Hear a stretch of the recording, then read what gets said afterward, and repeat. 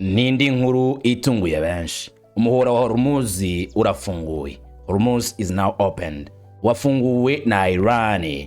Ariko nyuma yuko Iran yari yakomeje kuvuga yuko ari abagabo bahagarara ku ijambo ryabo, katari babandi bavuga ibintu batazakora, amahame yabo y'iyobokamana atabibemerera, bongeye kugaragaza neza cyane koko nimba Amerika ibubashye ibyo Iran yavuze izabikora.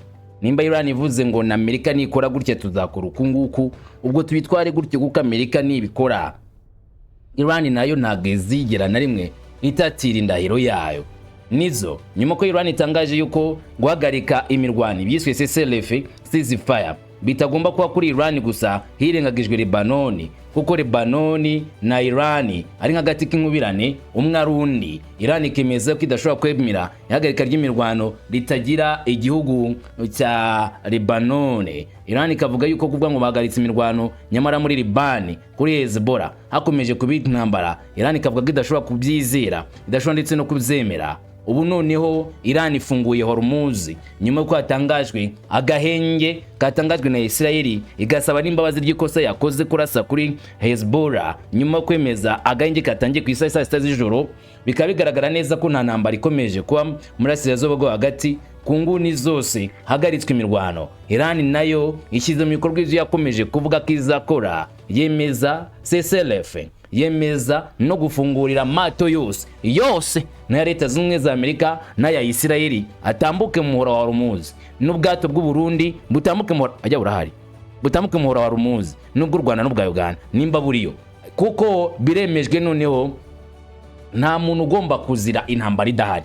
Iran isaba gome ngo bajye gufatira ku gakanu ibindi bihugu, nubwo leta z'ubumwe za Amerika zo zibikora zikajya gufatira ubwato bwa Iran ngo budatambuka. Nyamara Iran ikibabwira kiba cyoroshye ngo akwiriye kuyubaha maze ibintu kagenda neza. Iran yemeje neza yuko hari byinshi. Ni mu itangazo ritunguranye cyane muri aya masaha risohowe n'ubutegetsi bwa Iran, aho Minisitiri w'Ububanyi n'Amahanga Abbas Araghchi yaje kwemeza yuko koko ku mugaragaro Iran ivanyeho impungenge zari zihari ku muhora wa Hormuz ndetse no gukumira amato aturuka muri Asirazuba bwo hagati. Iran ikemeza yuko ubu bihinduye isura. Abbas Araghchi yagize ati, dukurikije ihagarikwa ry'intambara muri Liban, inzira y'ubwato bwose bw'ubucuruzi inyura mu muhora wa Hormuz itangajwe ko ifunguwe neza mu gihe gisigaye cyo guhagarikwa kw'intambara cyangwa se guhagarikwa kw'imirwano CCLF ku nzira ihuriweho nk'uko byatangajwe n'amakuru yacu, kandi ibyambo byose muri Repubulika ya Iran birafunguye. Ni Abbas Araghchi.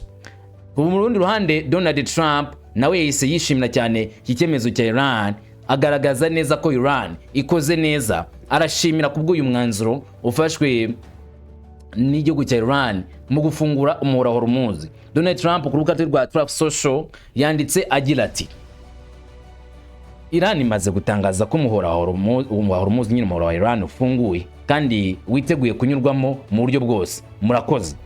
Ayo n'amagambo Donald Trump yanditse ashimira leta ya Iran kubw'icyemezo gikomeye cyane bafashe cyo gufungura umuhora wa Hormuz, kubw'ibyo amato yose y'ubucuruzi n'ayabo ya leta z'ubumwe za Amerika yaraheze mu kigobe cya Pelesi atabasha gutambuka. Ubu noneho ni free to pass, agomba gutambuka, kandi noneho nawe yatangiriye nawe yibajije ngo kwana kwe ahubwo akagenda, kuko Iran icyo yabazizaga nuko ababashoye intambara batari kwemererwa kunguka mu gihe bari guhombya igihugu cya Iran, kandi atari Iran gusa ahubwo na Liban. Maze rero nyuma yuko imbuni zose intambara cyangwa se amasasu ibya misile na bombe bicecekeshejwe, Iran ntabwo agombaga kureka kubahiriza isezerano yatanze. Iyi si fungura by'ako kanya muhora wa Hormuz, bivuze ngo na Donald Trump nawe asabwa kuvanaho bwa bukumirizi bwe bwo mu nzira y'ikigobe cy'aba Oman bukumira amato ya Iran, kuko ntacyo na Iran bari gupfa. Keretse gusa ya gahunda Trump ashaka ngo yitwa uranium ya Iran, Iran yanze kumuhereza, kavuga ko uranium ari y'abanya Iran itagomba kuzabwa Donald Trump.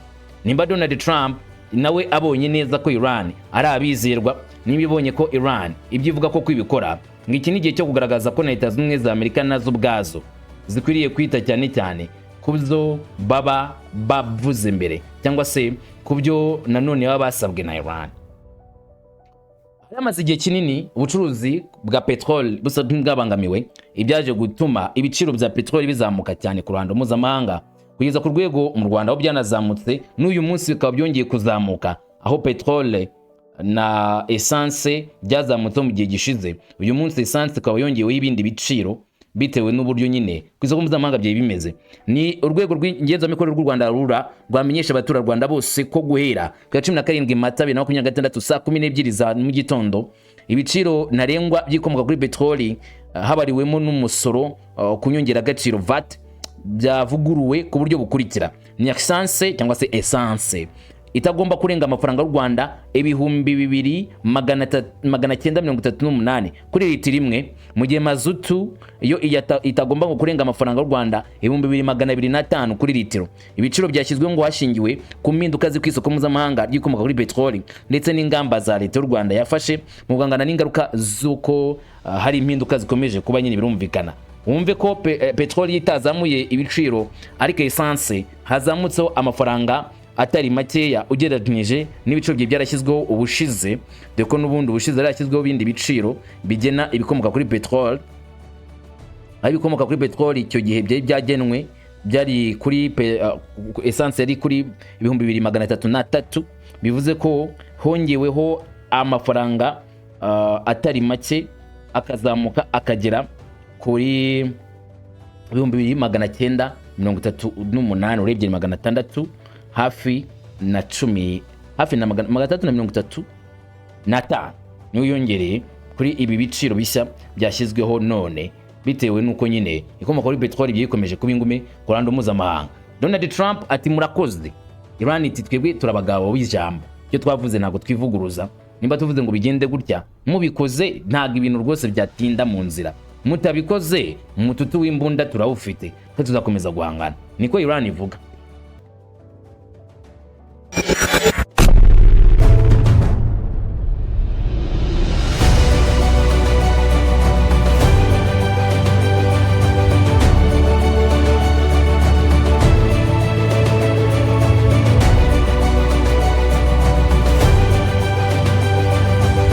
Bisaba ngo umunyembaraga ari we uvuga ijambo ry'umutsi maze abandi barigendereho bavyange cyangwa se bavyemere, kuko iyo umunyembaraga avuze umunyantege nke agomba guca bugufi. Uko niko ngo bigomba kugenda. Nyamara hari igihe rimwe na rimwe bita abana abantu baciye bugufi cyangwa se abafite intege nkeya n'abari abanyembaraga bihagazeho maze bakora mu mvuto ivumbi rigatumuka bagaragaza icyo bashoboye, wabateraga ubwoba akisanga ari mu kibazo gikomeye cyane, kavuga ati aba nibo narinzi cyangwa bampinduriye. Ainya Iran rero yo siko bimeze, nta kuyifata nk'agafuka imvugwa rimwe, ngo ibyo ikora irabizi neza ndetse n'abihanganye nabo irabazi, izi nibyo bashaka kandi ntabwo Iran yiteguye kubibaho. Bigiye gutuma rero havuga ikindi kibazo kitoroshye, bisa naho byahinduye isura rero kuri ubu. Biravugwa ko ubwato bw'intambara bwa Amerika bwa USS George W cyangwa se HW Bush bwahinduriwe inzira mu nzira ndende inyura mu majyaruguru ya Afurika maze bakajya kuzirenguka Afurika yose. Ni ingamba zifanye isano zateguwe neza mu rwego rukomeye n'abarwanashyaka ba leta Iran bitwa Abahuthi bakomeje kongera imbaraga. Biravuga ko itsinda ry'Abahuthi ryakoze ibikorwa biremereye bagategura ibitero biremereye kuri Inyanja Itukura, kandi bavuze ko nta muntu upfa kongera kuyitambukaho. Bari bafite uburyo butatu bwo gutera. Ingabo z'Leta Zunze za Amerika zashatse gukoresha iyi nzira yo muri cya cyerekezo ariko bagahura n'uva gusenya. Uburyo bwa mbere bari bapanze, ndavuga Abahuthi, bwo kunyura bwo guhangana n'ingabo z'Leta Zunze za Amerika ziteguye kunyura muri uriya muhora wo mu Nyanja Itukura bashaka gukubitana n'inzi ituruka muri Middle East ariko mu gice cya ruguru. Abahuthi bari bateguye indege za drones zo kwibasira amato, bateguye ibifaru birasaza rocket bagaze ku butaka, banateguye kandi n'andi mato matoya agomba guhangana n'ubwato bwa Leta Zunze za Amerika. Ibyo ni uburyo bwo gushinga barriere mu nyanja no gukumira Leta Zunze za Amerika zifite gahunda yo kuzana abasirikare benshi. Nkuko abahanga mu by'ingabo babivuga, ubwato bw'intambara bwa Nimitz ubu buri gukorera mu nkombe za Namibia, bugenda buhoro buhoro bwerekeza ku nyanja Arabia aho guca mu nzira gakondo zo mu burasirazuba bwo hagati. Niko amakuru kubisesengura abigaragaza. biravugwa ko abategura gahunda za Amerika banze inzira isanzwe ya Mediterane ica muri Suez Red Sea. Bavuga ko Albert cyangwa se Mandebe iherereye aho iherereye ateje akaga gakomeye ku ntego nk'iyo bafite mu cyiciro cya gatanu. Ibisasu bya misile by'abahuti birwanya ubwato bwa Amerika buzwi nka HSS, indege zijya pilote bishobora kwibasira buno bwato kandi bikaba bizatera intambara ikomeye n'inkongi y'umuriro kuri bwo. Ngibyo byateye ubwoba Leta Zunze Ubumwe za Amerika, bati ntabwo tugiye kwishora mu muriro turi kureba. Nta ndege n'imwe yo muri Amerika yigeze inyura muri Bab el-Mandeb kuva aho USS Trinity D. Eisenhower igereye muri kara gace mu mpera za 2023 gahura n'ishyano riremereye iturutse kuri bano barwanya b'abahuti. Bikaba bishimangira uburyo imibare y'ibyago igenda igabanuka, ariko nabo bakagorwa no kubona inzira. Bivuga ko abayobozi b'ingabo bafashe umwanzuro ko kubungabungwa ku bwato butwara abantu ba bensi kandi bukagura arenga miliyari 13 z'amadolari Leta Zunze Ubumwe za Amerika ari ikintu cy'ingenzi cyane kuruta gupfa kwihura mu muriro batazi ko bari buze kuvamo. Bahisemo inzira itekanye ariko igenda buhoro hirya no hino muri Afurika. Muri make biyemeza guca mu nzira ndende iciye muri Namibia no kuzenguruka hafi Afurika yose. Ibi rero ngo n'ubwo bukomeye cyane kuri Donald Trump. Bab el-Mandeb ni inzira nto ihuza inyanja itukura n'ikigobe cya Aden, bigatuma ibimwe mu nzira zikomeye ku isi zinyuza mu bwikorezi bw'ibicuruzwa byinshi cyane cyane bya petrol. Mu myaka ibarirwa muri za 70 ubwato bwa Amerika n'abafatanyabikorwa babo bagiye bahura n'uva gusenya muri iyi nzira. Banyuzaga mu mazi nk'uburyo busanzwe bwo kwerekeza muri kara gace, ariko bagahura n'ibyago bikomeye batari bazi imbere. Kuva muri 2023 imitwe y'abahuthi yagiye yibasira amato y'intambara n'amato atwara imizigo ndetse anibasira ubwato butwaye petrol nyinshi. Ibyo byagiye biva muri impanuka nyinshi n'igihombo kinini kwafatanyabikorwa Leta Zunze Ubumwe za Amerika nayo ubwayo. Amato yatwitswe cyane byarushaho gukanga cyane ubufatanye mu bijyanye n'inzira, aho abahuti bagiye bashimangira cyane ko aho uburenganzira bagomba gutambuka gusa. Kuri ubu ngubu rero bikaba bishobora kuhinduka icyago gikomeye kuri Leta Zunze Ubumwe za Amerika. Gusa birimo kuba mu gihe raporo zigaragaza ko Amerika ngirimo kohereza ingabo n'umutungo byinshi muri Asazuba bwo hagati, bigatera kwibaza ibibazo bikomeye cyane niba Donald Trump arimo gutegura intambara ikomeye icyiciro cya kabiri kuri Iran. Gusa ngo bisa nk'aho byarimo ukohereza ingabo za Amerika mu gihe kw'abasirikari benshi bigaragaza ko ari ukwiyongera gukomeye mu gihe abasirikari ba Amerika ba mbere yuko amasezerano yo guhagarika intambara Iran agenwa bali bake. Bivuga yuko ibijyanye no guhagarika intambara zangitse 22 Mata, abayobozi babwiye Washington Post ko uyu mutwe mushya w'ingabo uzaburimo abasirikari bagera ku 10,000 bazagera mu mpera za Mata, bizamura urwego rw'ingabo zo mu karere. Bivuga ko igice kinini cy'ingabo kiri mu rwo bwato bwa USS George H.W. Bush ubu buri mu nzira bwerekeza muri Asazuba bwo hagati. Iyo tsinda ry'ingabo cyangwa ubwato butwaye ingabo n'abasirikari benshi barenga 6,000 n'indege z'intambara zo kurwana, ngo byose bishaka kugera muri Asazuba bwo hagati mbere y'uko atari kigera. Irindi tsinda naryo ry'inyongera ni rya Boxer Ambitious Ready riteganijwe kuhagera mu mpera za Mata, rifite abasirikari bajya ku 2,200. Itsinda rizaba rigizwe n'abasirikari barenga 800, indege za gisirikari ndetse na za kajugujugu n'indege zitagira abapilote zishobora kuzakoreshwa muri iyo operation. Izi ngabo kandi nizimara kugerayo, Amerika ngiza ifite ubu ngubu noneho imitwe 3 y'ingabo zirwanira mu kirere zikorera hamwe icyarimwe, harimo USS Abraham Lincoln. Abasirikari barwanira mu kirere bazakoresha ubwo bwato nk'ikibuga cy'indege kuko ni Kalia. Bazafite kandi nanone ubwato bundi buri mu nzira bujyayo bwa USS Tripoli. Baza banafite kandi nanone ubu bwato bwa H.W. Bush. Bivuga ko ubwato bwa Gerald Ford bwo babuturekeje bakabuzamura akajya kubusukira amazi. Muri gihe kandi abategetsi bavuga ko Perezida wa Leta Zunze Ubumwe za Amerika arimo gutegura gahunda zirambuye z'ibikorwa mu gihe Tehran yaba yanze kujya amasezerano. Nk'uko Washington Post bivuga, muri izi gahunda harimo ibikorwa bike byo ku butaka bishobora gukoreshwa hakoreshejwemo imitwe idasanzwe izarwana ku butaka bwa Iran. Bivuga ko bene ibyo bintu bizibanda cyane ku kurinda ububiko bwa kujya gufata ububiko bwa cyangwa se kugota ububiko burimo uranium ya Iran maze bakayitwara muri Leta Zunze Ubumwe za Amerika ku gitugu nimba Iran yanze kwitanga ku neza. Ariko Iran yayibaye imbwa kweri, gutanga uranium ati mwakire kweri yabavunnye batakaje amafaranga yabo kandi bakayitanga ku buntu, ntabwo ngo arabaha amafaranga cyangwa se iki, apana kugurisha.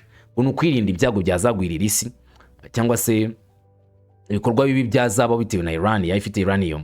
Kubw'ibyo Iran ikwiriye gutanga iyo uranium kajya amaboko ngo meza, ariyo Leta Zunze za Amerika, amaboko atatera ibyago mu isi. Really ntumbaze ngo nibyo, nanjye ndi kubyibaza ahubwo nkanayikubaza ese nibyo koko. Hanyuma Mojtaba Hussein Khamenei wati ndababaga, muraza mbabage ndababagira ibisiga, muratera intambwe mwerekeza ku butaka bw'igihugu cyacu, urupfu kuri mwebwe ntabwo bizabahira. Ubutaka bwa Iran si ubutaka bwo gupfa kwisukirwa n'umuntu uwo ari we wese. Ntago abantu bose binkandagira amayugi baza mu gihugu cya Iran ngo baje kurwana mwandese mubuye buryo se. Mwatoje abasirikari, ahubwo natwe ntago twatoje ingwe cyangwa se ngo dutoje intare, twatoje intare bantu abagomba kurwana namwe kandi bakabatsinda mu rugamba rukomeye, mu rugamba rw'imbaraga muzamudushoyeho, niko natwe tuzarwakira. Ni intambara idasanzwe niko Iran yiteguye. Ni mu gihe hari amakuru menshi avuga ko Leta Zunze za Amerika zimo kohereza ingabo nshya muri Asazo bwagati. Igisirikare cya Iran cyatanze umuburo ukomeye kandi utazibagirana kuri Washington, bigaragaza ko ikindi gikorwa cyose cyo kongera ingabo kizongera kwitabwaho nk'igisubizo gikomeye bagomba kugira. Umuvugizi w'ingabo za Iran yagize icyo avuga ku mugaragaro ku buryo ingabo za Amerika zishobora gutera ku butaka, ashimangira ko igisirikare cy'igihugu cyiteguye neza kandi cyiteguye guhangana n'ingabo izo arizo zose zizagerageza kwinjira ku butaka bwa Iran. Brigadier General Mohammad Akhramania yavuze amagambo mu kiganiro gikomeye kuri televiziyo nk'uko byatangajwe na Warner News ku 16 Mata, akoresha amagambo akomeye cyane kugira ngo agaragaze ko Iran yiteguye kandi yemeje guhangana n'ibitero by'abanyamerika bishobora kuba.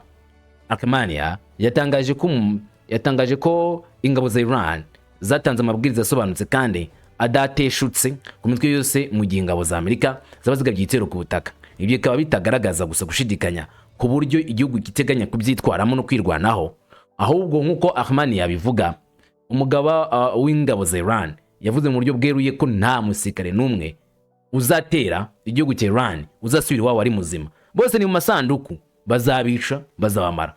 Bigaragaza ko afite ubushake bukomeye kandi yiteguye guhangana n'igitero icyo ari cyo cyose ku ngufu nyinshi z'umwanzi uzaba yabateye. Mbere yaho umujyanama wa Mojtaba mu gihe gisirikari Mohsen Rezai yari yamaze kuvuga ko ashaka ko Leta Zunze za Amerika zigaba igitero, abigaragaza nk'amahirwe kuri Iran yo kugaragaza imbaraga zayo no gufata umwanzi mu mutego wateguwe neza. Ati mwatubabariye kweri mukaza mukaduhereza ubwari tukirira miru, muze tubafate tubakubite tubarimbure, niyo bintu dukeneye. Iran ntago itinyiye intambara ahubwo ngira yishaka cyane.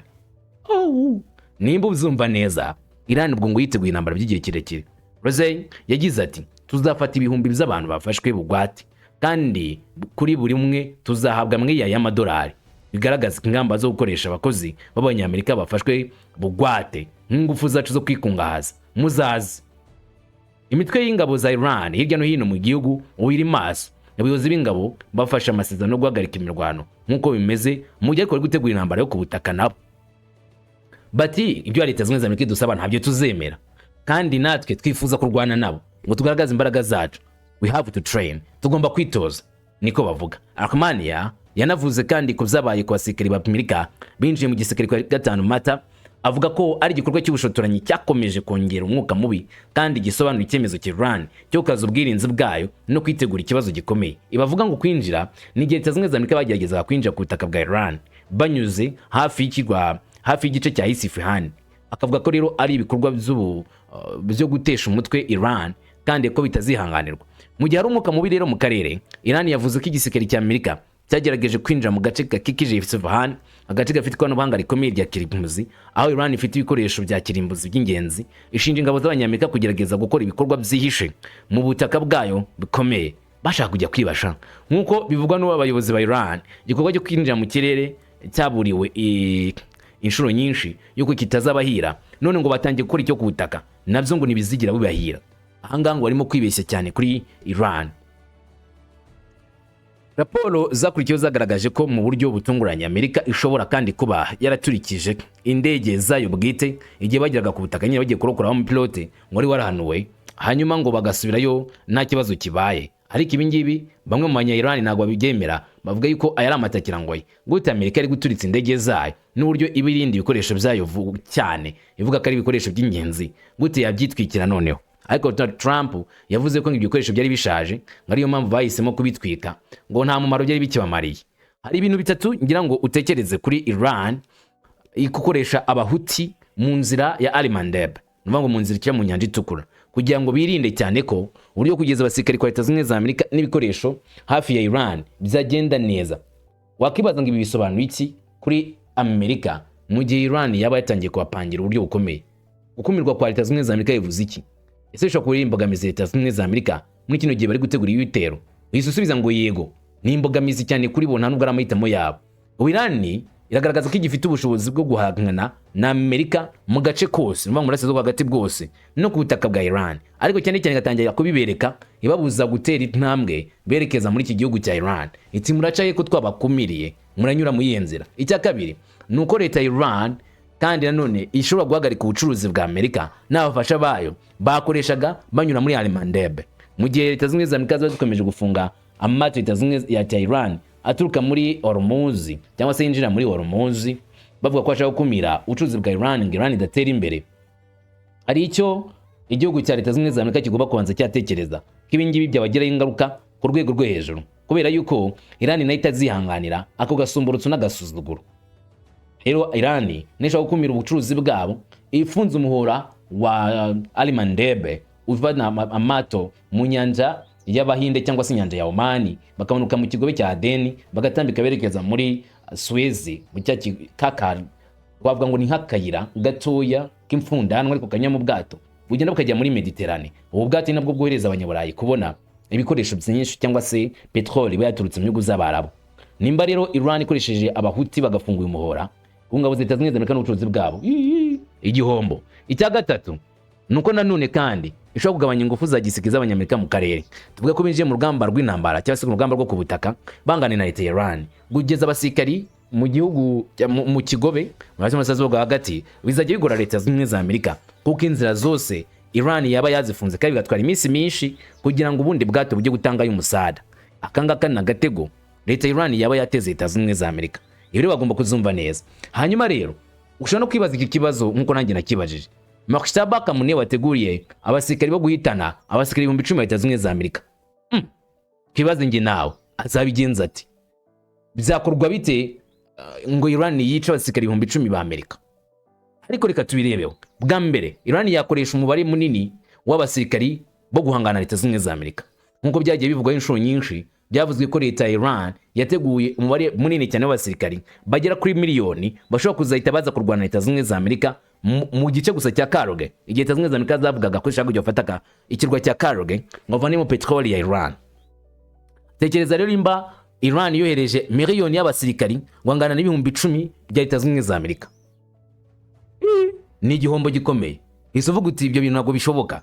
Uvuga ngo umusirikare wa Leta Zunze za Amerika akaba agenewe abasirikari ibihumbi nanone 10 bo guhangana nawe ku musirikare umwe gusa. Bazimba byumva neza uzi imibare. Ibihumbi 10 kuri miliyoni.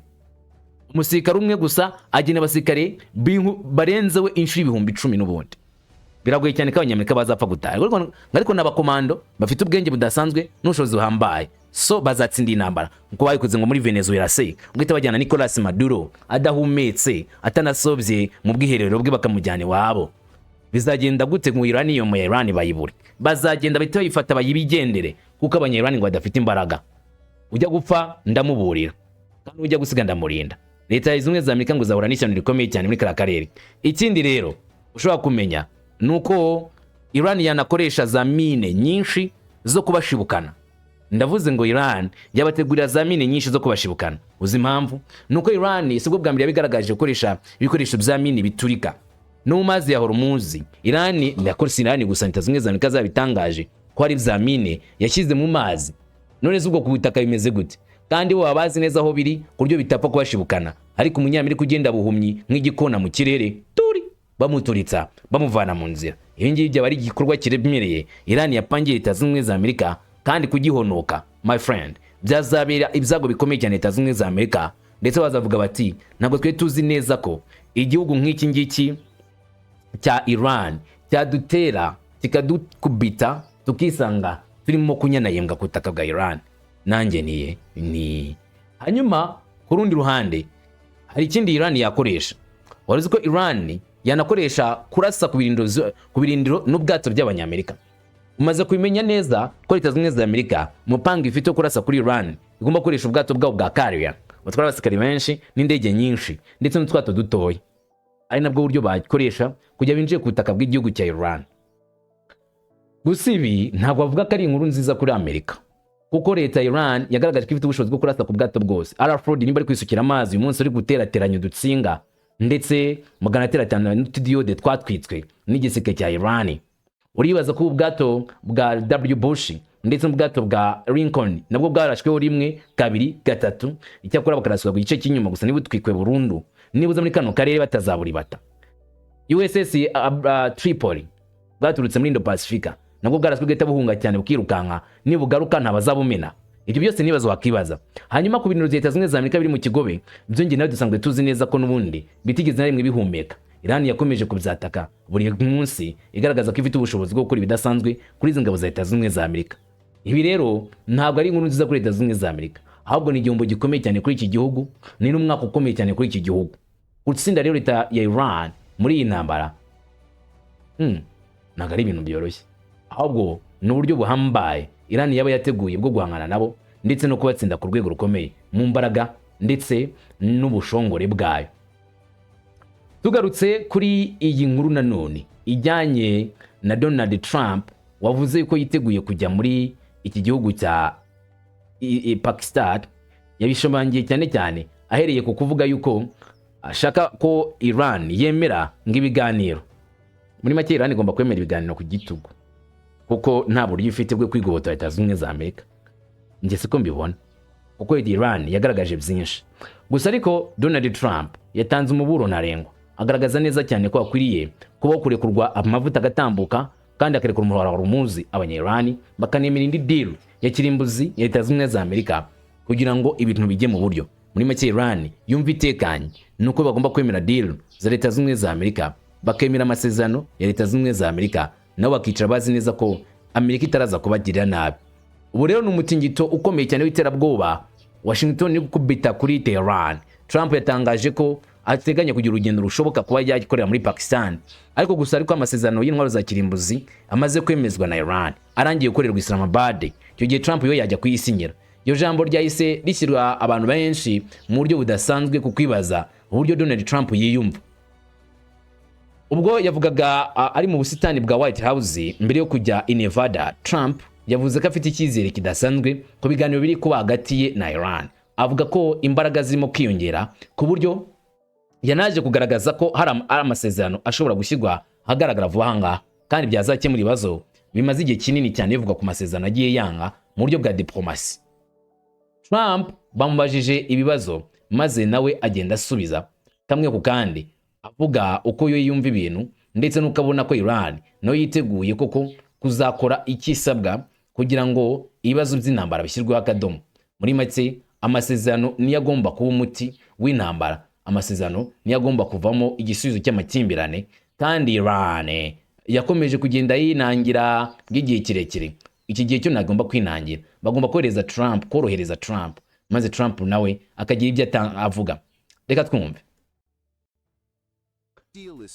Niba amasezerano asinywe hagati yacu na leta ya Iran, Islamabad nshobora kujyayo, ndabishaka. Niko yabwiye abanyamakuru ashima uruhare rwa Pakistan nk'umuhuza w'ibikorwa byose bikomeje kuba. Yavuze ko abahuza bayo ari beza cyane, bigaragaza ko bishimira uruhare rwa Islamabad mu biganiro bikomeye cyane bikomeje kuhuza impande ebyiri, Iran na Washington cyangwa se Leta Zunze Ubumwe za Amerika. Donald Trump bamubajije ikibazo gikomeye: ese wajya muri Pakistan kugira ngo ushyire umukono ku masezerano biramutse bibaye? Oya, nakwishimira ko najya muri Pakistan. Yego, Pakistan yabaye nziza, babaye beza cyane. Islamabad nzaba ndiyo, nshobora kujyayo rwose. Ni amasezerano asinywe Islamabad, nshobora kugenda. Ubuyobozi bw'ingabo bwabaye bwiza, minisitiri w'intebe yabaye mwiza cyane muri Pakistan, rero nshobora kujyayo. Bwana Donald Trump niwe wemeje yuko nta kabuza kujya gusinya amasezerano Islamabad ari inkuru nziza kuri we kandi rwose abiteganya niba amasezerano ashyizweho umukono ntacyamubuza kujyayo. Pakistan yari yabaye nziza cyane, babaye beza. Niba amasezerano asinywe, Islamabad nshobora kujyayo. Ari n'amagambo ya Donald Trump wavuze rwose adakangwa atanatinya kuvuga yuko azajya kuganira na Iran, azagenda agahura na Iran maze bagashyira umukono ku masezerano azamaze kwemezwa. Ikibazo kibazwa ni kimwe gusa, leta ya Iran turishwa ko izemera ibintu leta zimwe za Amerika zisaba, ko barangije gukora gahukunyo bakabwira leta zimwe za Amerika bati mwiyimbere cyangwa se ibyo bintu mubyiganirize, twebwe ibyo mudusana ngo twabyemera, ibyo numa muvuga mwivugishwa ntidushobora kuzemera. Nimba Iran idashobora kuzemera, ngo bivuze neza ko umututu w'imbunda nako wa misile ushobora gutangira, ariko n'uwimbunda kutaka muri Iran bagiye gufatira uranium. Njyewe nawe iminsi y'imbere tubwira byinshi, kandi uko bucya bukira tuzagenda tumenya neza urugamba ruraginda gute kandi rurangizwa nande. Ugubwe neza, amahoro, imigisha n'amahirwe, njyewe nk'umuhungu wa Kamanzi nibyo nkwifurije. Uruwande ugubwa neza.